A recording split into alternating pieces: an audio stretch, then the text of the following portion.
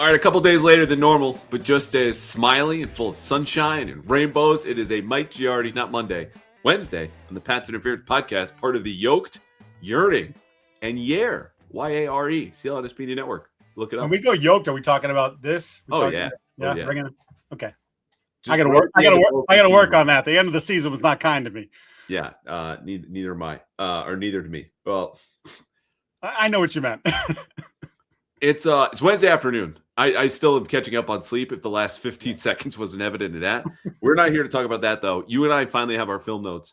Back from the West Coast, back having watched the game. I finished my second rewatch, second and a half today. You've done this now about the same amount of times? Yeah. Okay. Everyone knows what happened in the Super Bowl, so we're not here for the big picture explanation. This is going to be the same nitty-gritty stuff you normally get on a Monday, with a little bit of a spin ahead, because this got my wheels turning maybe through the second and a half rewatch of like, and they really need this next month. They really need that come the draft. So that's going to follow later, plus our standard dad pod. And let me have it. Let me ask you, though, off the top, because I like this question after big games. Time passes, perspective picks up. Had your view of the Super Bowl change over the last 72 hours? Not really. I felt in the moment it was an ass kicking, and that's unfortunate based on the season that they had, right? Where we talked about they'd never got their ass kicked at any point during the year. You know, there might have been a quarter here or a half there, but it was never that full on thing. And that was their worst game. I don't even think it was, I hate the phrase, but I don't think anything was close in terms of how that played.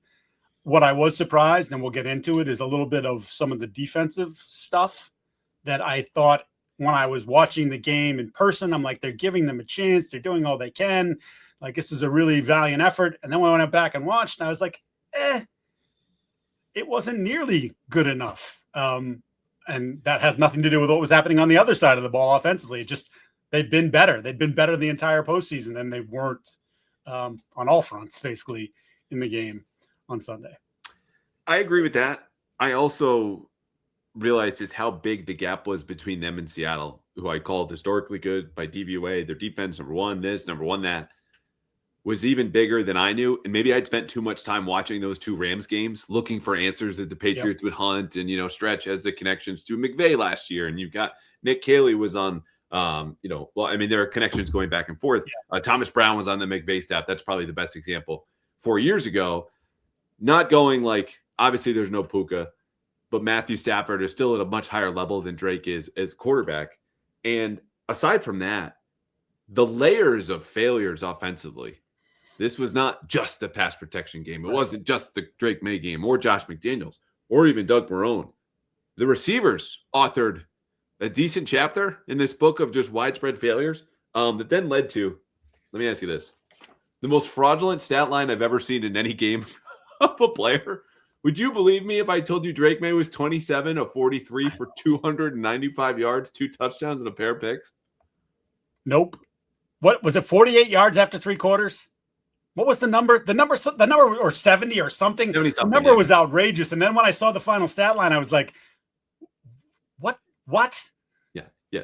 That's how my view of the game changed after about 72 minutes when I got this packet from the locker room after we interviewed a bunch of sad players. I'm like, oh, thank you very much from Team PR. It was like, oh my God, they have a misprint on the Super Bowl box score. Yeah. Anyway, it was a big gap. Look, that's on me for underestimating this. And again, I've explained why I picked the Patriots. And I thought the QB regression in both ways with Darnold and Maye after the postseason they had both respectively had would flip and help the Patriots. But this was, as you tried not to say, but I will now, not close. And they deserved the result that they got. There's also a lot of weirdness in this game that you just wonder if they play this over again. Like, I'm sure Seattle would get to the same score. I just don't know if they would take the same route to get there. But let's dive into what do people miss before we spin ahead to the offseason, because I got some big spicy takes for this offseason, and I'm excited to test them out on you. But offensively, I said it was multi-layered. Yeah.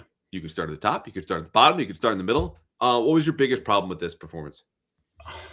I mean, so I wrote it after the fact. There was like a systematic failure, and it's to your point. It was at all levels. You can't sit there and say, "Oh, it was." And I'm not. This is not a defense of anybody. but like obviously the quarterback, he gets too much credit when they win and too much blame when they lose. That's the position. Players talk to me about that after the game, like, hey, that's just the way, that's life. But like, there's a lot on his plate, but there's a lot on all of us, and we all failed. And that was the thing to me. It was just like, well, they didn't run it very well. They couldn't pass protect very well. The quarterback wasn't as accurate as he needed to be. He wasn't making the best decisions as possible. Trevion Henderson left yards on the field again. And then the receivers weren't getting open or misreading plays and causing major problems for their quarterback. There's been a big debate about the lack of adjustments. I don't know how you feel about this. And again, not a defense of Vrabel, McDaniels, etc. I think that when they looked at this game 2 weeks ago and how they built the plan, there was a conservative nature to how they wanted to play, because I think they felt like they were going to get Sam Darnold multiple times. And Sam tried. He put a few out there for him. They just didn't take advantage. And that helped sort of, I don't know, that swung the game a little bit in their direction. So I just don't know. Like, I heard a lot about, like, oh, screens. This team is a terrible screen team all year long. Why all of a sudden, against the fastest defense in the league, or one of the fastest defenses in the league, and one of the best, or if not the very best, against the quick game in the league, why all of a sudden was something you couldn't do well for 20 weeks, all of a sudden going to pop in week 21 or 22, whatever this is. So I just think truly it comes down to systematic failure. Like the red light went off on all these places and there was no way to reset it. Yeah, look, whenever things are going badly offensively in a game and people are tweeting, the name of the offensive coordinator is going to come up. Yeah. And sometimes it's completely deserved. Other times it's not. More often than not, it's somewhere in between. I was somewhere in between and defended McDaniels at halftime, being like, hey, they're dialing up a lot of different stuff. Here are the other things they could do in the second half. They didn't really get to any of them. Empty, jumbo stuff, quarterback run game, some space plays for Trevion Henderson. Maybe they were on Twitter, because I also asked for them to put him at kick return, being like, hey, if you're not worried about injury because he's not playing on offense, maybe put him where he scored a touchdown in his first freaking game in the preseason. But setting that aside, it was just how Seattle was such a step ahead, like from the get-go. And that's not playing the result of like, oh, well, they got through in an unblocked blitz. It was they blitzed Maye early, toy with his internal clock. They're attacking the exact protections that they expected. Back off of the blitz when the Patriots, who started conservative, as you're absolutely spot on with that, then kind of further turtle into how they want to play, because you do have to concede some stuff going into these game plans. You're not going to be able to do, a deep passing game against the league's best deep pass defense, or run the ball down the throat of the best run defense in the league. You need to do enough there. And I thought they almost conceded too much off the top. So then when you realize you're already on your heels for a little bit, and Maye specifically is the one where this manifested the most, then you're like almost out of options before you get going. And to me, that was the whole nature of McDaniels was trying to play catch up, but he didn't even play catch up in a way that was like, oh, I've got a different gear in this car. It was still just trying to mosey around and drive and neutral, and like, there's a nitro button staring at him. He just doesn't want to press it. Yeah, and I think we talked, you and I, at halftime, like, what do you do? And we're both kind of like, well, they ran one snap of the jumbo, like maybe lean into that and see if you can scratch out something on the opening drive. Or the other thing was go empty and let him identify what's happening across the field and get rid of the ball quick. And again, they're very good against the quick game, and you're not very good in the quick game, but it was just something different. And I guess if you want to really, that's probably my biggest beef with McDaniel, is how things went in the second half, or how they started things in the second half. And then again, they started throwing all kinds of stuff in the fourth quarter when, let's face it, the level of game is at hand. Yeah. Like we had a couple moments you're like, maybe, but even that was fool's gold. The start of that second half, incomplete back shoulder wheel route to Pop Douglas, which was trying to get away from some of the brackets that Seattle had over the slot, which they do a good job of, and forces those harder throws. It was incomplete. You had and wait, quickly, Eamon Worry on that play, like, all kinds of talk about his ankle, and maybe he wasn't as disruptive as he's been in the previous 10 weeks, but like that was like, I don't even know. That was like the big cat and the little cat playing a game there, like that was the tiger versus the Siamese cat. Like it just, you're like back shoulder, but even then, like he's so long, it was like he had to put it even. It just it wasn't happening. Well, you then get a jet sweep to Trayvon Henderson. Yep. I'm like, okay, space plays for guys who are just going to create yards on their own because the game plan. I just look and it was just too hard. Like they were a step behind and everything was in isolation and it was one-on-ones and you have to win those. Don't get me wrong, but that is inviting a defense that's faster, more talented than you, and frankly more sound, just to come in and make themselves at home. Incompletion to Booty, who gets ridden out of bounds by Josh Jobe. Next drive is another 3-and-out, toss left to Henderson, middle for Trayvon Henderson, and then an incomplete cross to Pop Douglas where Drake Maye just misses the throw. And that was a 3rd and 1, and then they punt on the 4th and 1. So even Vrabel's got a hand in this. Not to mention the 2-point conversion at the end that they did not attempt down 19-6 and should have. But setting that aside, to get back to the original or the last point I made, again, when you have a talent deficit, coaching matters more. You have to manufacture more opportunities, cleaner looks than you otherwise would. Josh Dobbs told me after the game, as soon as Seattle made it a one-on-one game, we needed to win matchups, and we just didn't. They should have known that. Talk about conceding things that we don't want to get into that world, and they did. And it's most obvious on 3rd and long. But it's also invited when you're playing a lot of 11 personnel from the get-go and 12 personnel, where Austin Hooper, in a clip that our pal Michael Hurley tweeted and Nate Tice kind of corrected, ran this awful corner route. So, forget that Austin Hooper is not scaring anybody, but he's also just not doing his job. I just wanted something more, whether it was the personnel piece, more motion, empty stuff, put it in Drake's hands with the quarterback run game.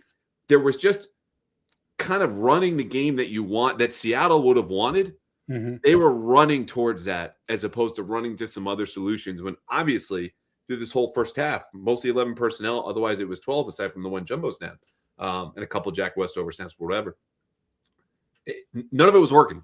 And you didn't really see much different in the second half. I love the point about one-on-ones, and it's something that I wrote about in the notebook heading into the game and talking to people around the league, and the idea that you're gonna need your guys in space, and in particular they were pointing at Henderson, right? Like there's gonna be some plays where Henderson's gonna be one-on-one, and he just needs to win that, and it didn't happen. But across the board, it didn't happen, and this goes back to the thing that we talked about as we went further in the playoffs, and some of the things that we talked about during the course of the year about their struggles against man coverage or like the inability to separate and to win that way.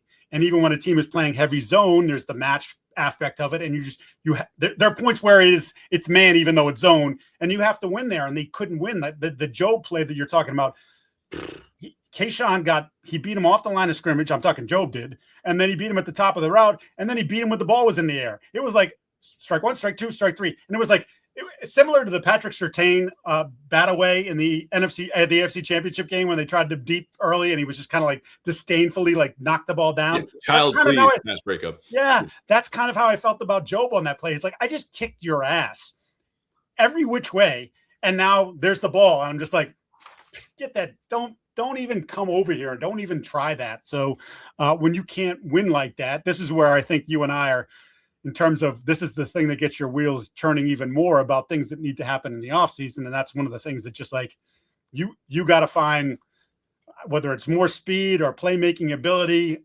That's I don't know if it's number one, but it's up there. Explosion. Yes.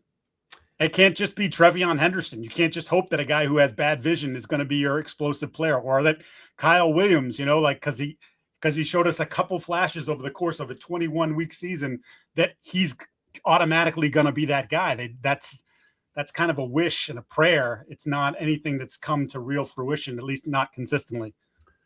Going back to the point about man-to-man, that was another example early where Seattle shows more man than they typically play and then backs away from it. Yep. So you've got the alternate man coverage, some of the blitz stuff, combined with some cover zero, which they showed earlier than they normally play, period.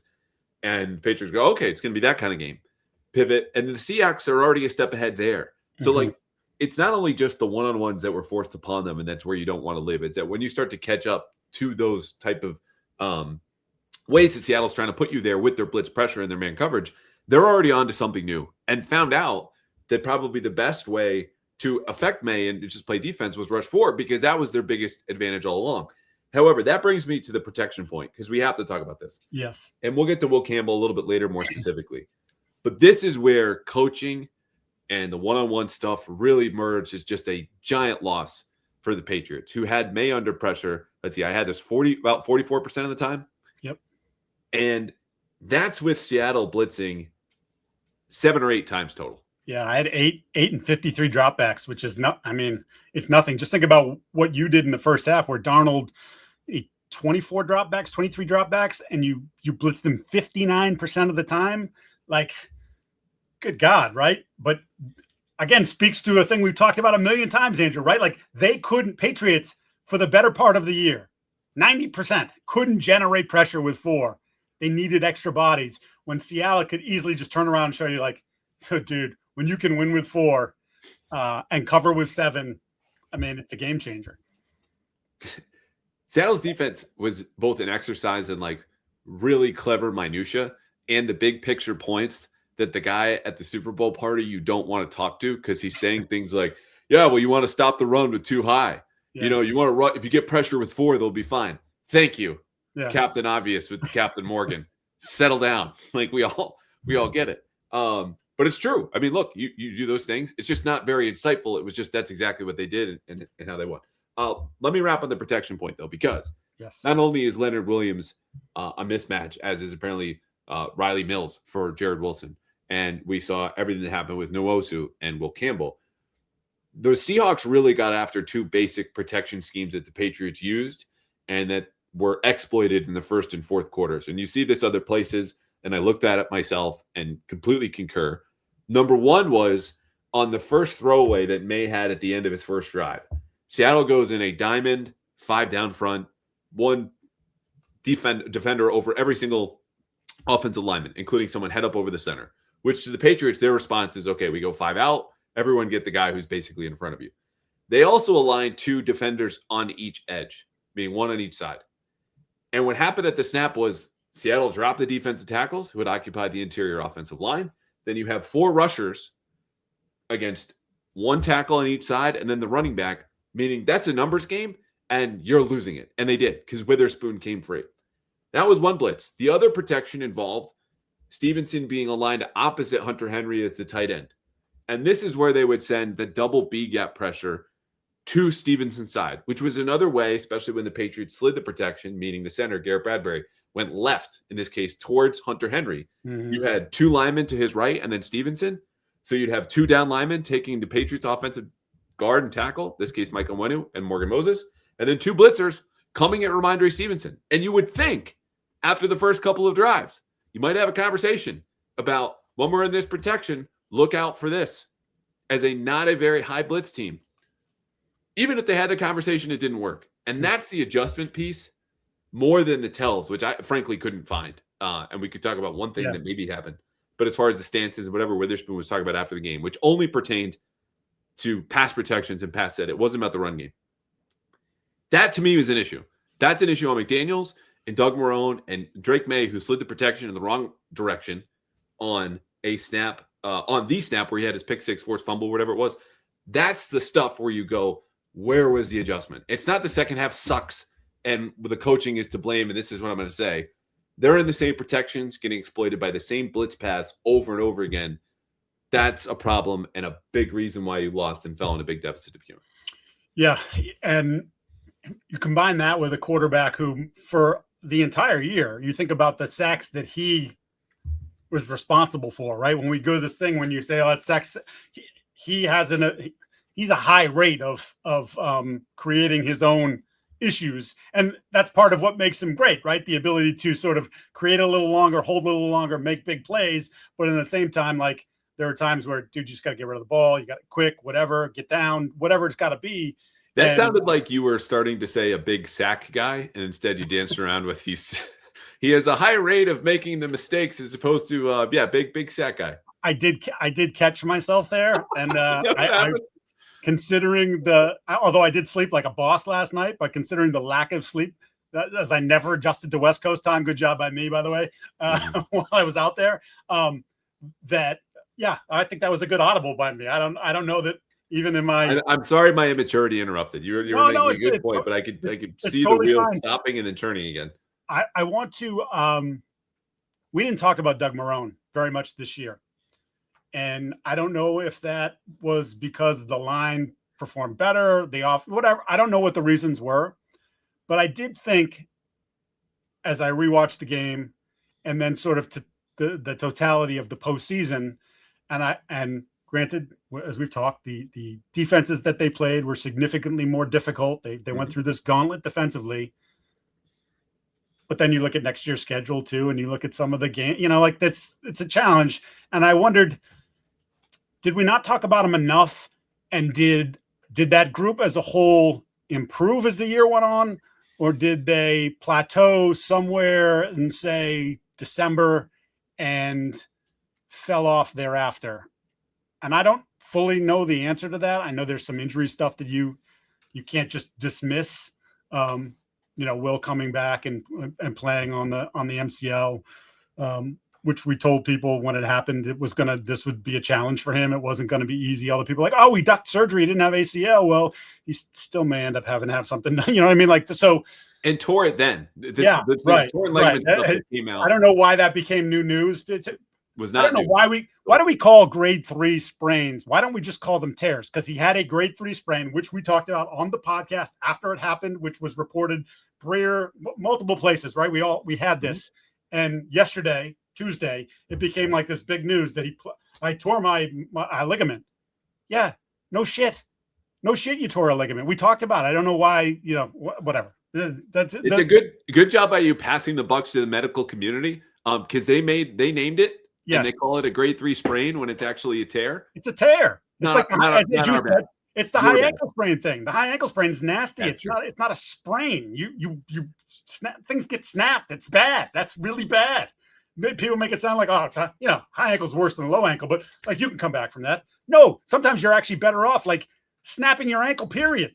Like, so I don't know. Anyway, that annoyed me. But bottom line is, I don't know the full answer to it. But my inclination, based on the last 6-7 weeks of football, is that they didn't get better; they got worse. And I don't think that's strictly a talent thing. I think that might be some coaching aspect to it as well. And we because they were scoring a lot of points, we never really delved into that conversation. But they became a liability, a problem for this offense. So. I think it's a case-by-case basis. Mike Onwenu definitely got better in the second half of the season. Yes. I think Will Campbell got a little bit better from where we saw him in the opener. And second week he was good, but like Myles Garrett game after the Myles Garrett game, he's Myles Garrett. I think he was good. Bradbury had a better season than I expected, but the point about Marrone is a good one. And let's just do the Campbell thing now, because he's become the face of all the Patriots pass protection issues that happened in the Super Bowl. Yeah. I had him down for 8 pressures. How about you? I had him for 10. Okay. So whatever the number is, it's not 14. No. And there's the part that is an issue where the narrative gets set before the facts were able to jump in. And then everyone just runs with the first thing that they heard, because nowadays that constitutes just the truth, I guess. Yep. The truth is every offensive lineman allowed multiple pressures. 4 of them gave up sacks. Mm-hmm. And so when I think about who was worse, the answer is Will Campbell. Okay, what do I care about next? The game's over. They're on to next season. How worried am I about Will Campbell? He is not atop my list of future concerns for this offensive line. Number 1 is Doug Marrone for me. Because when I see and hear future Hall of Fame, potentially offensive linemen, or at least all pros and former Pro Bowlers, Teron Armstead and Mitch Schwartz, posting, explaining in great detail, here are the issues. They're technical. He's never going to be a dominant player. You and I were also not picking Will Campbell. So as you hear this as a defense, no. I would have taken Armand Membu, okay? This is not my guy. What I'm doing is explaining to you what was explained to me, that if he anchors his feet when he's meeting a bull rush, as opposed to going backwards, just as if you were getting into a fight with someone while you were pacing backwards, he'd have a better time. If he times his punches better, he'll be better off. And it's just not happening. If he times his punches at all. And that if you go back and watch that game, there were times you're like, you're just catching. You're not you guys talk about that all the time. Offensive linemen, you've had this discussion. I have, like, a lot of guys, like, hey, run game, because we get to be aggressive. You get to go forward. You get to smash them. You don't have to wait and protect. But as the league has evolved and it's so heavy pass, offensive linemen have combated that, right, by using their hands more and being more physical. And, like, I don't have to be on the receiving end the entire time. And he was on the receiving end a bunch, not just in this game, but through the entirety of the postseason. And it is true. It's a technical, like, use your friggin' hands. And who's overseeing that? It's Kugler. It's Marone. Who's the third guy? Why am I missing? Jason Hotem. So, like, did you guys not see it? Did you tell him and he's not doing it? There's some sort of breakdown there, and that's, to your point, like that. But that falls on the offensive line coach. And I'll just take you back to when they hired him. And I remember hearing from people in the league, literally like 10 minutes after he got hired, being like, it wasn't very good in his last couple stops. And there wasn't a lot of teaching going on in his last couple stops. It was, well, these guys are veterans. They know what they're doing. But the kids, they're on their own. And the kids sucked. Trevor Penning, who it just may turn out he's just not a good football player, right? But, like, he was a first-round pick, and it's just like some of that breakdown. Did we see some of that breakdown here? Well, and New Orleans' offensive line, which is the example you just gave with Penning, got better after he left. Which, again, this is not to dump all of the problems in the Super Bowl at Doug Marone's feet. It's just to say that the one kid that everyone wants to talk about, who's 22 years old and facing good competition and had a bad game, and that's his fault. Let's not have that get lost here. Right. Is being coached by someone who, over the course of this entire season, is either not seeing or seeing and not fixing the technical issues that kind of underpin these struggles. And then in addition to that, where these protections that we just outlined get exploited in the first quarter, in the fourth quarter, on the pick six, on sacks, there needed to be a conversation or better execution. Either way, both of those come back to coaching. And that, to me, I trust Will Campbell will get better in year two. I trust that Will Campbell, as an elite athlete, will be fine at left tackle because he was fine most of the season. Mm-hmm. Then he has a serious knee injury. The knee injury is not to blame for him being bad against the Chargers, struggling with Will Anderson. Might have something to do with him being better in the AFC Championship game, and he said he felt like himself. But he was fully healthy as you could be, really, given that injury in the Super Bowl. Not on the injury report, fully practiced. Don't want to hear about the knee. It stunk. And it was for issues where he's getting bull rushed right away. Yeah. And that's always been the tell with him. What can they do to fix that approach? It's on coaching and maybe a different coach next season. We'll scale 1 to 10. The Will Campbell future concern, though. Where are you? So this may surprise people because I seem to be one of the faces of the anti-Will Campbell movement. But I think, as you've heard me talk in this podcast over the course of the year, I thought he was fine. I thought there were points where he was pretty good, like not great, certainly not measuring up to some of these awful grades that, not awful. They were great grades he got from PFF for stretches of the season where we'd be like, were they watching the same game we were? I was always of the belief that that he was going to get multiple years to be the left tackle. So when Mike Vrabel said on Tuesday, he's my left tackle, we're not moving him, not surprised.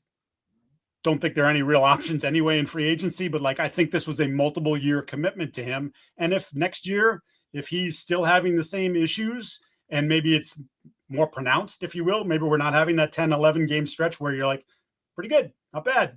He may never be an all pro. He may never be a pro bowler, but we can live with this. He might be the 15th best left tackle, and that we can work with that because we like the intangibles that he brings to the table, the toughness, beloved teammate, all that stuff.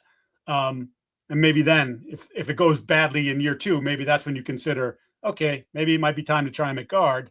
But I never thought that this was a quick fix, and I never thought that Mike Vrabel was going to sit there on Tuesday and be like, we're going to explore all options. I didn't. They drafted him number 4. They're going to give him a chance. And there were moments that make you think, he could do this. Again, as we discussed pre-draft, there's a reason why guys with this arm length aren't all pros and haven't been all pros at that position for however many years they went back on it, 25, 30 years.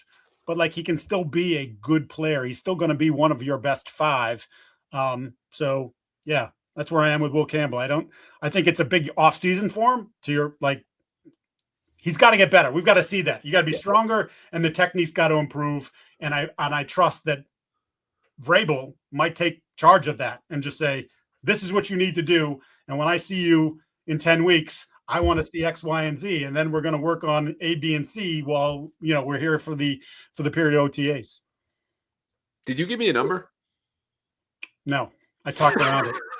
Scale 1 to 10 is other. 10 being the worst? Yeah. Yeah. I'd stick him in the middle. 4.5, 5. I'm at a 4. Okay. And I sit and wonder sometimes, because I think my reflex with some of these stories that mushroom cloud and balloon very quickly, it kind of dismisses like exactly that. It's hot air, it's radio fodder, it's social media wildfire, and it goes up. And again, I'm not dismissing what I saw as 8 pressures, including a sack. You saw as 10 pressures in the Super Bowl. Granted, 3 of them I had in the first 3 quarters. So a lot of this was garbage time, where if we're going to dismiss the 200 whatever yards Drake Maye had in the most fraudulent stat line in Super Bowl history, I'm not going to give the full weight of 8 pressures to Will Campbell. But the point is, I sat with this and just went, no, I'm right. I'm not slow playing this or slow to react to this in a way that has everyone spun up, in the way that sometimes with stories I can be. I absolutely slow to jump on things. I think this has spun out of control based on the recency bias of this, and also the it's not the bookend effect, but it's basically, the things that we see first and last are those that tend to often stick in memory. Right. It's not what happens in between. His first snap, he gets bull rushed by Nwosu. At the very end of that game, as I just detailed, 5 pressures at least in the fourth quarter. That sticks in our memory. What happened in the Super Bowl? Will Campbell got treated like an infant, had been dropped in the middle of an NFL game, and that's what it looked like. The larger sample speaks to me. I said this last episode. There are fixes to be made. If he repeats this playoff performance, however, next season, then I'm willing to entertain the conversation about a position change. But shocker, the top 5 pick, who played well most of the year relative to the historic comps for rookie offensive tackles, is going to stay put, according to his head coach, who loves him like a love child. Baby Bjorn. We never saw that. We never saw that T-shirt. I need the T-shirt. I need the T-shirt. Yeah. And look, we'll have other criticisms of Will Campbell not talking after games. And I get having the self-awareness. 22 is impressive. To not say something you would regret. Their rules are speak for yourself. He didn't do that. Like Doug Hyde pointed this out to me as we were talking about it on Tuesday back at the stadium. Other people had to speak for him. So it's not like, oh, you have to talk to the media. You do according to the NFL, not because of me or you. But it also leaves your teammates in a bad spot of having to talk about you because you're not there. Why not? Your choice. Yeah, and he was, and just quickly on that, like, I'm not going to make a mountain out of a molehill. No, but he was a multi-time offender this year on that front, and so like, it's not great. The fact that he did come out Tuesday and, hey, this is my process and this is why. Like, there's a maturity thing.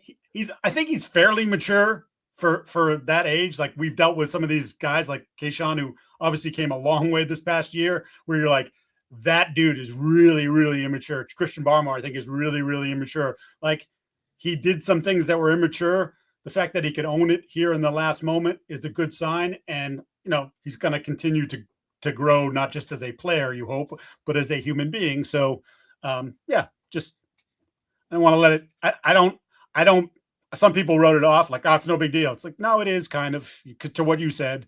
It's this coach, especially, speak for yourself. And people had to ask other offensive linemen about Will Campbell and his performance, because when we got down to the locker room after the game, we had the stat burning in our heads, 14.5 pressures or whatever it was from Next Gen. Like, whether which was bogus. We never got that, but that was out there. So you're like, I haven't looked at the tape, but we knew it wasn't good.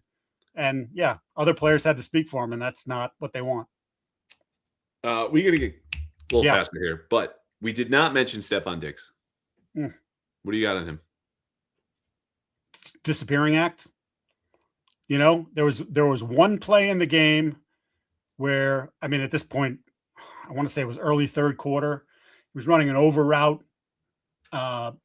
Maye's eyes left the field. He was looking at the rush again, which was a common problem in this game. And Witherspoon, I think, screwed it up on the backside, and he came wide open. Like, it would have been I don't know if it was the touchdown because he doesn't have that speed, but it was going to be a 40-yard play probably at the minimum. But otherwise, like, nowhere to be found. And quite frankly, the entirety of the postseason, nowhere to be found. And as I wrote afterwards, I think we saw a 32-year-old wide receiver, and he had a remarkable season. Like, I'm not going to come back from the ACL 9 months after the fact and catch whatever it was, 90 balls or whatever the number was. Like, pretty friggin' impressive, but also there's a cap on who he is. And when we talk about being explosive in the pass game, it's another area where you're just going to have to look and say, do we bring him back at that number? I'm saying I wouldn't, but you have to do something else at that position, and you have to get better at that position. Otherwise, you might have to just say, okay, we couldn't do it. He's got to come back because we don't have anything else. I'm going to save my thoughts on the offseason for a little bit later. But to your point, he had 110 receiving yards in 4 postseason games. There were 2 players who lost in the wild card round that finished with more receiving yards than he did. Romeo Doubs and Jalen Coker. Not great. Romeo Doubs, by the way, probably a free agent. Oh, interesting. Interesting. Where did he play? Oh, the Packers? Is that where yes. Elliott Wolf spent a long time? Yeah, I think there's some relationships there, maybe. Interesting. Also former draft crush, so Ooh. I'm gonna score 1 for me 4 years later if that happens. Look, we're gonna talk about right again. And then finally the offseason. But first, I gotta let the people know. I know football season's over. We don't have any more picks of the week for you, though we hit on a lot in the Super Bowl. What you can do at home as the Celtics play the rest of their schedule, Tatum comes back. If you think Jason Tatum is going to go and be on fire, or if you think that David Pastrnak is going to score a bunch of goals, I'm telling you, you might as well win money while you do it. And do that at Prizepicks, America's best place to win money while you watch sports. This is how easy it is. You pick your players, all of them come with a stat. You go more than or less than. You don't have to be forced into any kind of stat, any kind of player. It's up to you, and it could be across basketball, hockey, or whatever your sport is. You just have to download the Prizepicks app, pick 2 to 6 players, lock them in the lineup, more than, less than. Sometimes they even let you change the number. And if you hit early, they let you have early payouts. 3-player lineup, first 2 hit, you want to get out of there, boom, take your cash.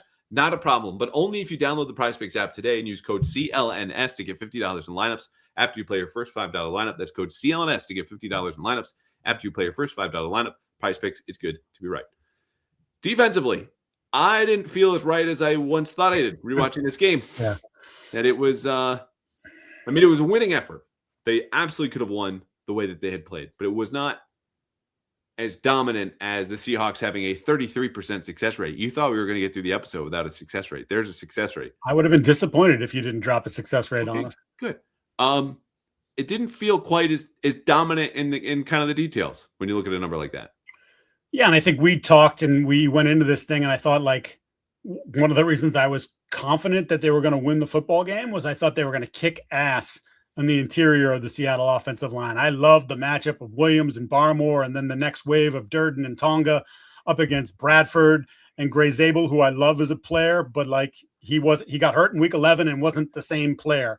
I think their center is merely average, if not even maybe a touch below average. Those guys didn't eat nearly enough. Williams had a sack and a couple pressures. Barmore was completely ineffective as a pass rusher. Durden, who has shown up pretty much every week that he's been in the lineup, I got nothing from him. I didn't. There wasn't anything. There was no Corey Durden. Like, there's Corey Durden. Like, there's the guy that I saw here. Tonga, same thing. And like, to me, the fact that their interior offensive line was able to not only hold up, but have success against you. And then overall, their offensive line sort of controlled the game in many aspects was a surprise to me. And when I went back and rewatched again, I'm like, to your point, it was good enough to win, probably, but it wasn't nearly what it needed to be. And I found a lot more negatives out of that group and some of their play than I certainly did watching real time, when I thought, like, man, the offense is just leaving the defense out to dry. I didn't feel that way after rewatching the game. Before I forget, the tell. I mentioned I didn't really see anything in terms of the sets and the way Witherspoon was talking. I think it was more about, hey, when you approach with a certain rush, they'll react in a way that we can then take advantage of. And if I had to guess, it's not as much about the snap alignment, or 3-point stance, 2-point stance. It's like with speed, they're immediately into kind of vertical sets and giving up space. And you saw Witherspoon cut across Will Campbell's face for one of his pressures on a blitz. That to me might be more of what he's talking about. The tell, though, that I and others saw, including our pal Taylor Kyles at CLNS, it's not the clapping as much as Maye's cadence before he would take the snap and then clap and then take the snap. Get very consistent, like consistent, bordering on predictable. And you saw this become really problematic in the second half on those blitzes. Witherspoon again comes up. Zoom. As soon as he sees it, knee comes up, clap, boom. Like there was, and I know they had to hurry up. Don't get me wrong, but the consistency there, which you don't see from those veteran quarterbacks who are trying to catch defenses off guard and catch guys out of gaps, it wasn't there. It was too predictable, and I think that helps Seattle a little bit. Defensively, yeah. Look, I'm with you. The plan was pretty simple for a lot of window dressing around different blitzes, and you had different fronts as you're bouncing between a 5 down to control their outside zone game, and then you're going 4 down and you're bringing guys down. They blitzed Sam Darnold on more than half his dropbacks. Christian Gonzalez shadowed JSN, did a really good job, I thought. And this wasn't your typical shadow in terms of it's straight man-to-man everywhere he goes. This was, we'll bump assignments. This will be some zone that we drop into after you shadow and follow. Sometimes you don't even follow them. But they did a really nice job around that, and then played some single high coverages to kind of get into the box where they were playing mostly base defense, including later some goal line, which is the 3 DBs, which you noted in real time and got burned with. But that was really the plan, and I thought it was the right plan. The issue was PFF had this at 18 missed tackles. That seemed high to me, but the screws were just a little bit looser than normal. And when you have that combined with Milton Williams as the only guy that got consistent one-on-one pressure, you talk about winning one-on-ones. How often did the Patriots do that? Not often. That's why they lost the game. That was a big problem because the run defense, look, I know Kenneth Walker had 135 yards and the Seahawks had 141. At the risk of sounding like a former Patriots head coach, if you just take out the 30-yard run and then the 29-yard run, it was actually only 3.7 yards a carry. So we actually didn't lose. We won. Those explosives were bad. They were on a field goal drive. Patriots had a lot of field goal drives that they gave up. I was not as concerned about the run defense, even though it was worse than I expected, much worse. I didn't think Seattle would be able to run the ball at all. Shadow Kenneth Walker. It was more of the pass rush and the missed tackles that, to me, were the reason that they lost, despite holding JSN to 27 receiving yards. Yeah, I guess my one thing with the run game is because of the explosives, it allowed them to keep canning it off, even when they were, as we've talked about, like the 1 and 2 yards, you could survive it because every fifth run he's going to go for 20 or 30, like whatever the case may be. And the hope, I think, was not the they wanted to make him one-dimensional. They wanted to put as much as humanly possible on Sam Darnold. And because Walker was able to get loose and get skinny and bust a few of those plays, maybe they stuck with it a little bit longer. They even got a good run from a good run from Halani.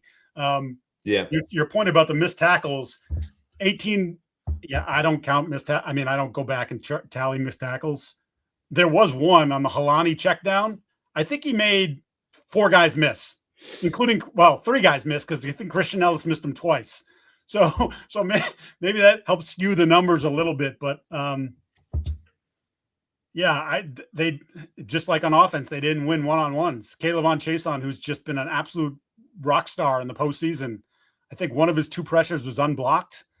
So, okay, they had 30 plus dropbacks and you have one win, one pressure. That wasn't going to cut it. It didn't cut it. Harold Landry again was limited in terms of the number of snaps. I think he had 1 pressure. We know Anthony Jennings, that's not his bag, but he did get blown out a couple times in run plays. So it just didn't win enough. Those guys, I think I talk about the interior, but as a group, that group needed to dominate, and they didn't dominate.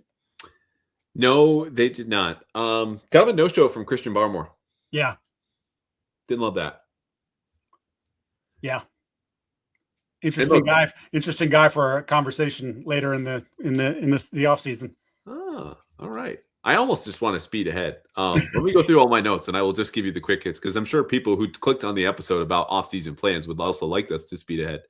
But as far as the other defensive part goes, I thought it was a really well-called game by Zach Core, regardless of that, because, as I said maybe 100 times last week, cat and mouse game, in these different matchups and different decisions whether to blitz and then show and set something up later. And I think your point about the run game is an excellent one because, the one touchdown they gave up was a play action pass, and the play action pass powers a lot of what Seattle does with, certainly throwing touchdowns, but they're explosives.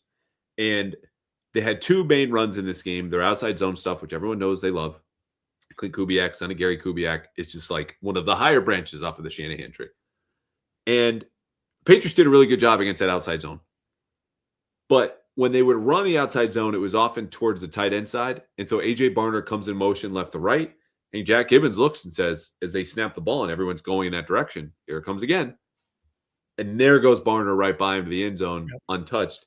So it's the motion part that I think they did well to mix up their fronts, where it wasn't always we're gearing up for the outside zone. Because I got hit at another play, the first explosive by Kenneth Walker, was G lead, frontside guard, pulls around, and everyone else is kind of going horizontally, but that extra blocker got the chase on, and then Walker got around the edge. You couldn't stay in one defense like we all know they did against the Rams in the previous Super Bowl, right? That short-circuited that outside zone game. Zach Core bounced back and forth between these fronts. He had a backup inside linebacker bust in a play-action throw. Otherwise, the pressure got to Darnold. Darnold just didn't break. And that, to me, is probably the last note that we should end on, because Maye cracked under that pressure, and part of it was his fault. A lot of it was not. Structurally, matchups up front. Darnold had the same exact snap to throw time. Took 1 sack. Maye had 6. And he only even scrambled once. So this isn't like you need to be mobile to have sack avoidance. You just need to be able to turn negative plays into neutral ones and move on. And he did. Yeah, I mean, shook out of a couple sacks. One of them, he nearly had the long, was the broken play where he had JSN. He just overthrew him by a touch on the scramble, which was a hard throw. It was hard to get his feet set.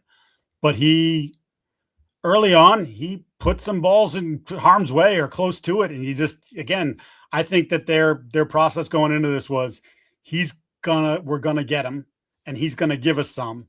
And we've taken advantage of this here in the postseason and late in the year, and that's just going to continue. And it didn't, whether it's Marcus Jones on the first little outcut out of the slot, this Barner close.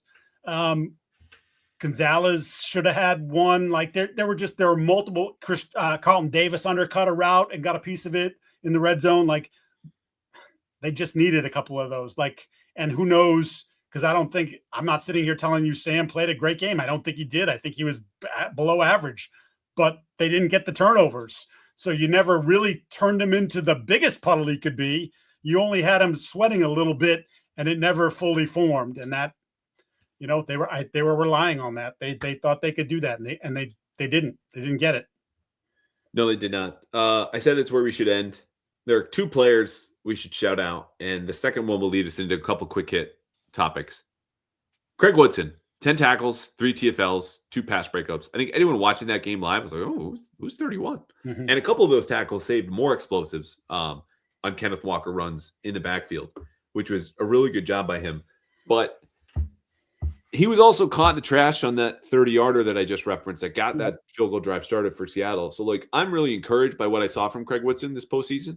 It was not maybe the all-pro performance that social media would have you believe, but overall encouraged, and he deserves a shout out because, again, some players, I don't think Robert Spillane played all that great. Christian Barmore didn't, and you need to be strong up the middle as a good defense. He was the best piece up the middle for them, I thought. He reminded me of Kyle Duggar. Strong against the run, physical, going forward, just an absolute. He was kind of a beast, and that was not just this past game. It's been multiple weeks now of that for him in the postseason. But he's one of the pass breakups you referenced, he was beat, and Sam Darnold hit him in the back with a throw. It was a late throw, and it was underthrown. That's an area he still needs to get better at, and that's we never saw Kyle really get better at that. So that would be my thing for him. But I love the physicality. I love the energy that he plays with, and he was a positive for this team. He was. And I agree with you on the Darnold piece. I told that to someone in the front office at halftime, which for people don't know, some of those guys sit in the press box with us. So it's not like, going to pal around secretly in the hallway. It just was he's like, what is going on? Yeah. He's going to throw you one. You're getting home. And I was wrong. Quick hitters. We did the Will Campbell conversation. The second player on defense I want to shout out was Christian Gonzalez. He is eligible for an extension. Yeah. Carlton Davis said any day now. Full-throated endorsement. He should be the highest paid corner in football soon, either by total guarantees or total money. Anything to add on that front? No, he helped shift the conversation because I think we had a conversation at one point. We were like, and then as Vrabel has referenced, sort of a switch went on in that Baltimore game, and he loved the way he played after that. And I would concur with the way he played after that. And it wasn't, he should have given up a touchdown. Like I get Darnold had JSN on the post and he on the one down by the goal line. And I threw it slightly behind him and Christian recovered and got a pass breakup. But like he was really good. He was their best player, period. End of story. Offense, defense, he was their best player. And he certainly made his case. 3 pass breakups, 1 catch allowed. That'll do. Yeah. Yep. Yeah, Witherspoon's also going to be up for an extension. And I've compelled the Patriots to sign Gonzalez before Witherspoon signs with Seattle. And they're very different players. But I just think there's something there of, the market is going to tell you what it is. And his agents know that. So I'm sure they're pressing for a number higher, get it done sooner, just acquiesce. And they'll find the middle ground. I expect it to get done. We'll see. That number, though, will be north of $30 million per year and probably north of $90 million guaranteed. Yeah. And he deserves it. He's not even 24 yet.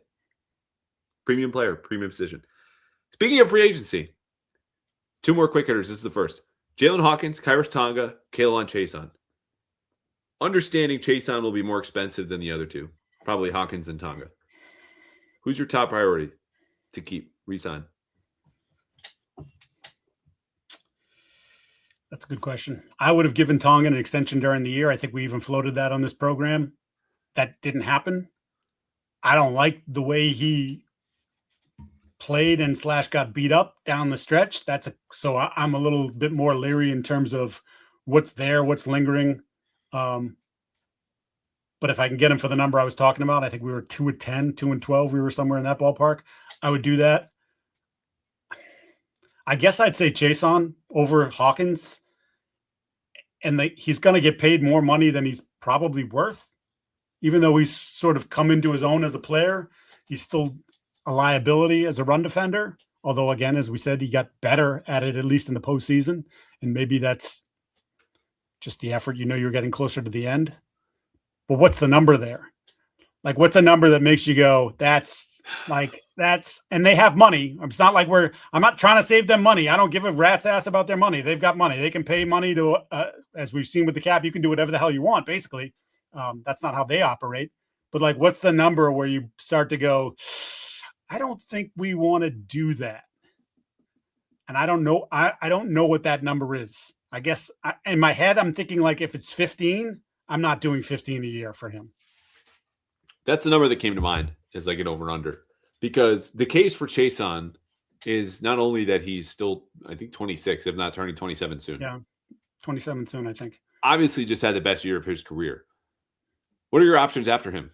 An old Harold Landry, Elijah Ponder, who flashed at times, okay. Anthony Jennings, who went from, not fit for the scheme to like, okay, we really need you. And there are other players that will be available. We'll talk about in a second. But, he's someone works, someone who fit inside the locker room. You took a chance on, could develop, and maybe there's a way to structure 2-3 year deal, that really is a year shorter than it comes off. However you need to get it done. But I think that number will get north of 15. And it's tough because he's bounced around. Of course he wants to settle down somewhere he likes and where he's respected and good. And I asked him about it after the game, and he gave stock answer, smile on his face, just kind of like, everyone knows he wants to be here, but you can't miss your chance at the most money possible. And it might not be in New England. Last one, Terrell Williams and Zach Core. Yeah. It's a tricky situation because Mike Vrabel did not commit to one or the other as a defensive coordinator next year and said they had a lot to consider. Yeah. By the way, that was his most surprising answer. Yeah. Everything that came out on Tuesday, that was the one that made me go, oh, okay. Because I've been under the assumption that that's Terrell's job. He didn't, a lot of unforeseen circumstances, health related, and that I thought that his job would be his job when he was back. And, he's gotten full clearance, as Mike said. I just thought that that would be the way it would go, but he did leave the door open there for sure. So if I had to guess, and this is said as someone who sat down with Terrell and the cancer's cured and he's still yet Terrific story, by the way. Shout you thank out. you. He did not reveal, came very close to revealing what the first medical incident was that he had last spring. It's unrelated, not tied to the cancer whatsoever. And he came back from, he was there at training camp, had one day where he was dehydrated and at least went to the ground. He also had an issue at media night on Monday. Where I believe he had to sit down in the middle of some interviews. And to me, speculating, but I think it's a fair question to go, okay, there's cleared medically to come into the office. Mm-hmm. But what about working 70 to 80-hour weeks for 6, 7, 8 months in a row? That's a different type of endurance. And pending whatever that first medical incident was, it might have sapped him of some of that endurance. And I think they just need to figure that out because Vrabel, of course, as close as he is with Terrell, and this is not like, the coach speak, lip service, blah, blah, blah, blah, really cares about him as a person. Yeah. So they might just say, man, we need you to be all in. If your health won't let you do that, why don't we slide you into a defensive consultant or senior assistant type of role? Or you split it with Zach, but Zach does more of the work. That to me is probably what they're deciding on, if I had to guess, _guess. Because Zach did a great job, and it is Terrell's job. But I don't know if his health will allow that, and that's probably what they're figuring out. Yeah, and I hate to you did the deep dive. I hate to speculate on the health thing. He struggled physically even back to his time in Tennessee, and we're not even talking about related to this. He's a very big man. I think I could see clearly because of the chemo. I mean, that saps you of a lot of your juice. I could see that being part of what contributed to him not feeling awesome on Monday night and having to take a seat. But it is a great point, and it's almost like there's a deeper conversation to be had between Terrell's family and his friends, his close friends, about what are you doing here? Like, you just saw how precious life is, and you survived this scare. Do you really want to put your body out there and 70, as you mentioned, 70 80 hours a week? Is that good for you at this stage of your life, especially what you're coming off of? But it's hard because this is what he's done. It's his life, man. Like, I mean, his family's his life, but football's his life too. And that's when you're 51, 52 years old and someone says, like, I don't know that you should do this anymore, they're making a decision for you that you're probably not ready to make. Yeah. And who knows? They're not there yet. But we got time. Vrabel said they'll figure it out. They got a lot to weigh. That's one factor of a few. Maybe he keeps it. Zach gets a passing game coordinator role, some kind of promotion, acknowledgement of leading the defense. Also, just an awesome relationship between those two men. Yeah. Yes. Which I detailed in Boston Sports Journal, just the level of respect. And as they both said, it's like family. It's not, like it goes beyond friendship. They talk to each other at least once a week when Zach was an assistant in New York with the Giants last year and Terrell was the D-line coach in Detroit. Like that, just there's a bond there between those two men that may make whatever has to happen here, if there is a reducing of roles or reconfiguring, would make it maybe a little bit easier and more palatable for Terrell. Yeah, and Terrell was around. Like, he was never gone for a full extended stretch. It was just a couple hours here, a couple hours there, sat in on some of Zach's meetings in the back. Anyway, read the story if you want to know more. Okay, it's finally time to talk offseason. And we might only have time to talk about free agent needs for a quick dad pod. Let me have it. Offensively, they need more explosion. Mm-hmm. They need guys where you get them the ball and they can do the rest. It does not need to be perfect from read to route to protection. And they had a lot of great explosive plays, and that was cool. Kayshon Boutte, I don't know if you can rely on that pinpoint deep passing again for anybody as good as Drake was. Mm-hmm. I think what you'd rather have is someone with that contested catch ability like Kayshon Boutte, plus the yak, breaking tackles, zipping through secondaries. Like Pop Douglas caught an 8-yard pass in the Super Bowl, made a man miss. They're like, oh, that's what that looks like. Mm-hmm. But you can't rely on Pop in that kind of way. The big name is going to be Alec Pierce. We don't have to go through all the free agents, but that's the type of profile where Vrabel loves the contested catch guys. And I'm just going, you need guys with speed, burst, acceleration. And right now, it's like you said, the two rookies that you don't really trust. Like that to me, this game, great defenses. We need to just get the ball in the hands of our great players, because what they'll do is make up for the fact that we're kind of at a deficit in other places. And Pierce is a freaky, explosive athlete, and he's sort of only been used in one way for Indy. And I guess knowing what he's going to get paid, which is to say well north of $20 million a year. Yeah. Like, I don't think there's any, and he might even get franchised by Indy, who, depending on what they do with Michael Pittman and his contract.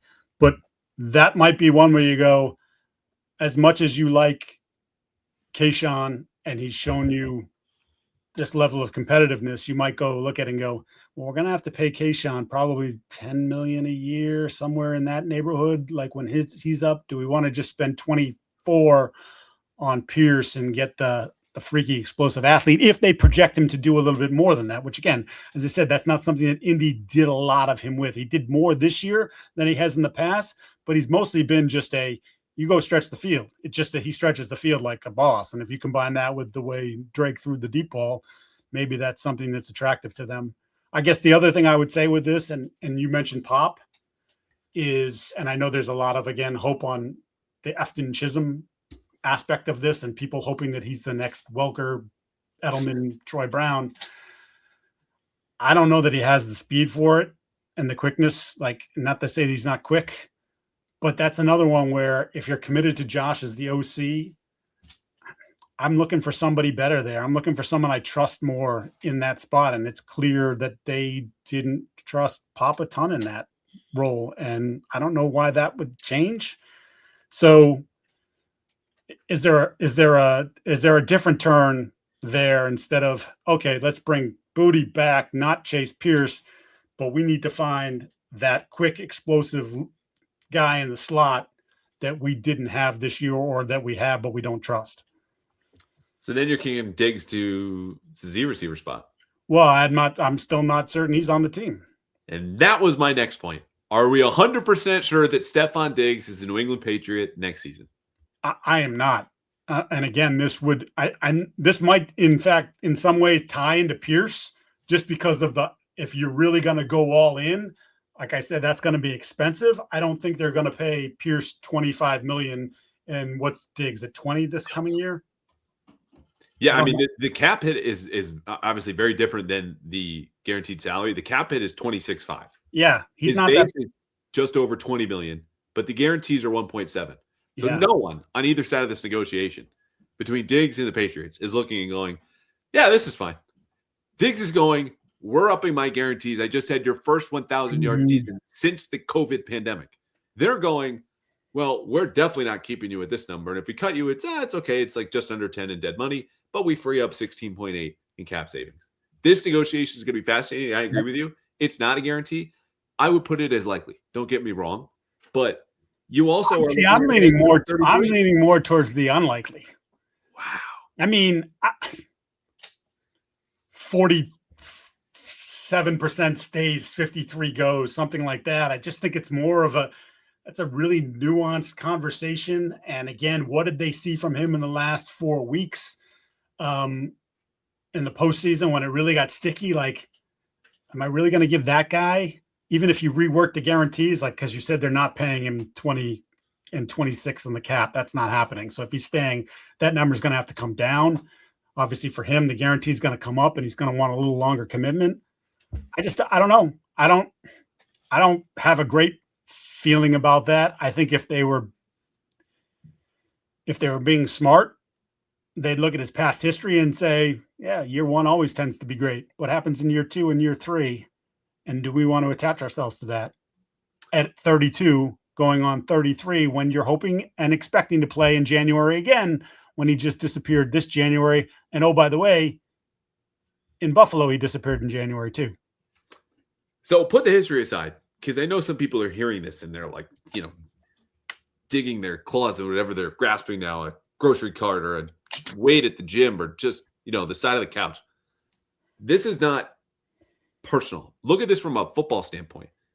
Again, going on 33, had 110 yards in the playoffs as your number one guy. Plays the slot receiver position where you also have Pop Douglas and Efton Chisholm. If he wants a lot more money, wouldn't you sell high on that type of guy?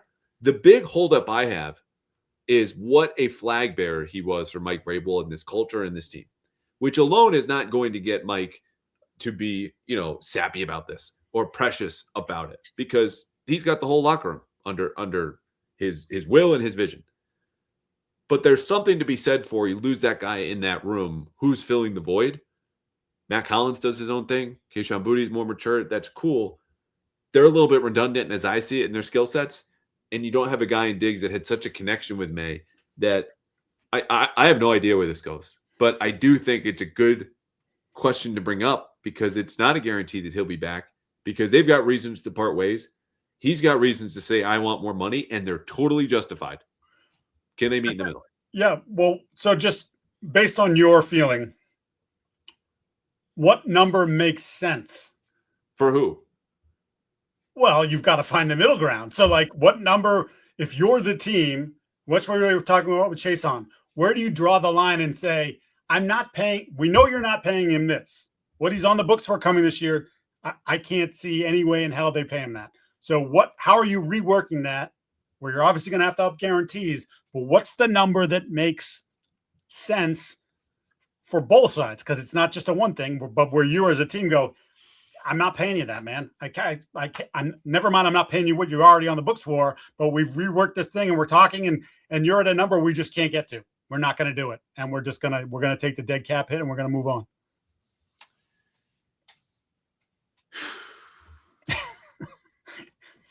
I mean, the tough part is you don't know if he's chasing average annual value relative to other receivers in the league, the total number that's fake because it's not guaranteed, or the guaranteed. Because what I would do as the team is say, we'll guarantee you a number. It's just going to be lower than what you want, but you're getting it one way or another. And so that is a solid cap hit there, but at least gives him reason to return. And let's say we'll rework this. It'll be a 1-year deal. You'll get all of your money. So that way it feels fresh in like a year one sense, but there's no risk long term. The issue is that what he would want in a 10 to 12 range? I was going to say he's probably thinking, I just had 1,000 and I'm going to be better next year because I'm another year removed from the 15? ACL. I was guessing 15, 16. This is off the top of my head. So, like, when you do these, obviously they're informed by, comparable players and where they are in their ages and their contracts and all this different stuff. Like, he got 16 fully guaranteed with this deal, and then 22.6 in total guarantees. Obviously just got a fair amount of that in the first year, signing bonus, prorated, whatever. But the guarantees left on his deal in salary is 1.7. So there's not a whole lot, again, coming his way. If you go, we're going to offer you 8X or whatever. I mean, you could do the staring contest, but ultimately it's not like he can cut them. They can cut him. So I don't know. Yeah. And then the agent's back channeling and going, hey, Vegas is willing to pay you 15 for a year, or I don't pick a team, and so that's the question, where I would think that if you get him to speaking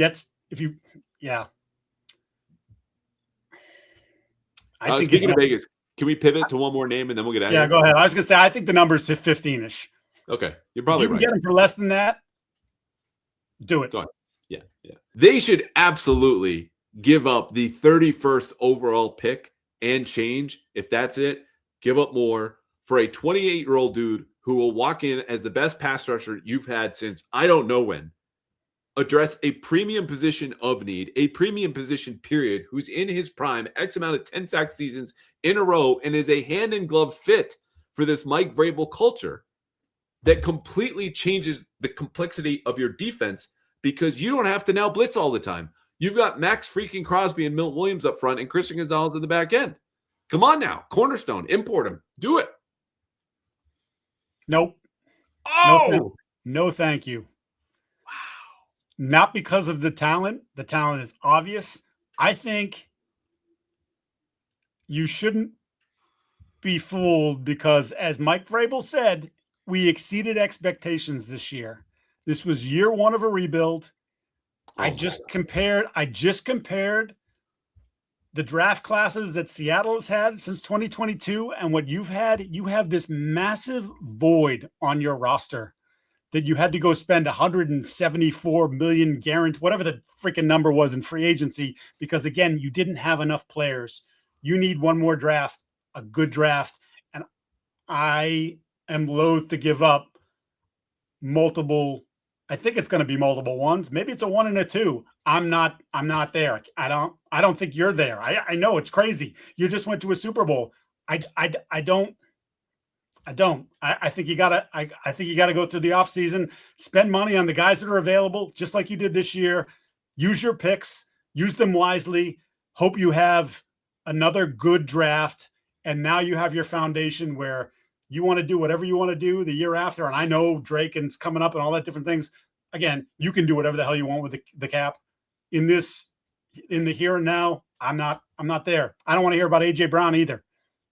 Oh, I don't want to hear about him, but Maxx Crosby's in the smack dab middle of his prime.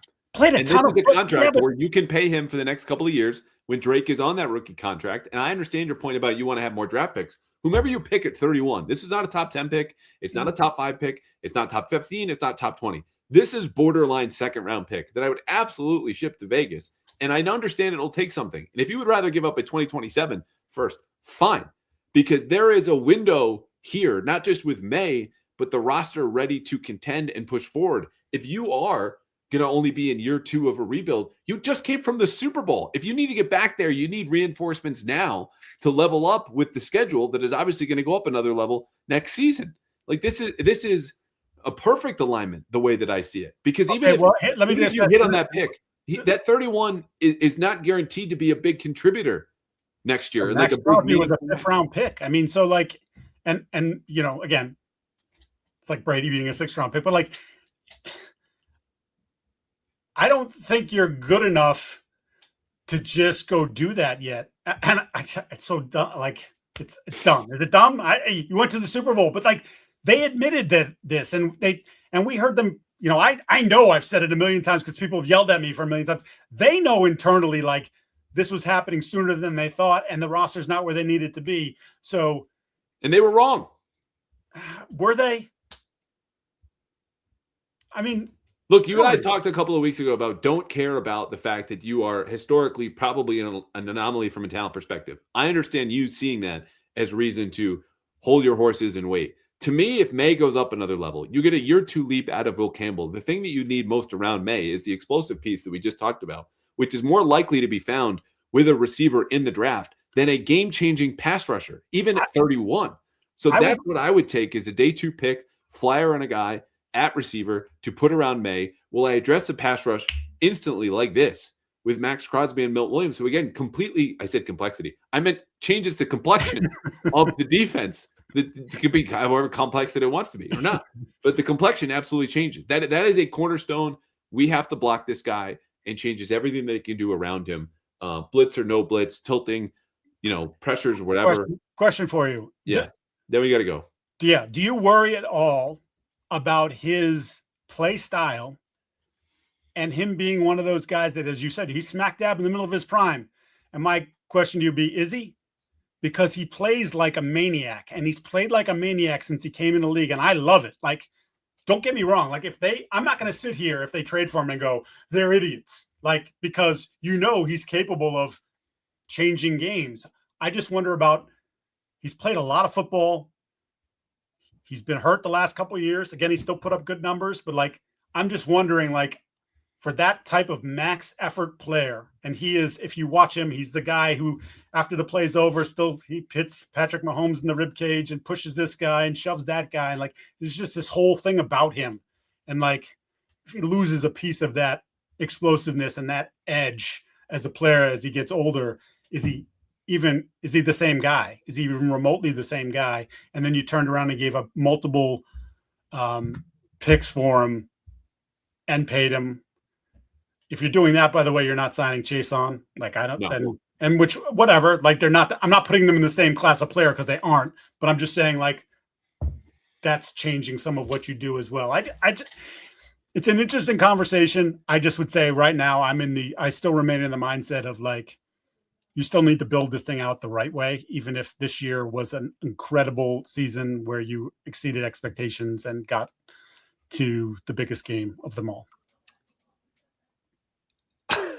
I just have to say, I thought I was running out of gas here at the end of the episode. I'm still very tired. You made me look never better in this podcast by advocating against the big trade for a star pass rusher. Ooh, shiny! I didn't think you were. I understand your reasoned argument. That's not landing reasonable on the ears of our dear listeners and viewers. Look, this is my fault. I don't do it for. I'm thinking about the football team here. I have to go.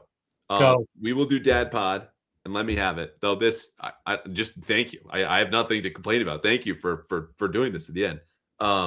Next time, which I don't know when that'll be. Maybe whenever you want to come back. But the season's over. This weekly arrangement's done. But I'll be bugging you, and you are welcome anytime. I'm going to say that your let me have it is just the quick dismissal of my Maxx Crosby take. So Again, that was such a you know what that was? Good right now. Why don't you just go, where's Taylor? He always has that shot of Elliott Wolf with the red laser eyes. Why don't you just go tweet that now? Ooh, shiny. Just not there. Don't tell him I'm mad. Don't put it in the newspaper. I'm mad. That's Mike Giardi. All right. Thank you, pal. Thank you, buddy.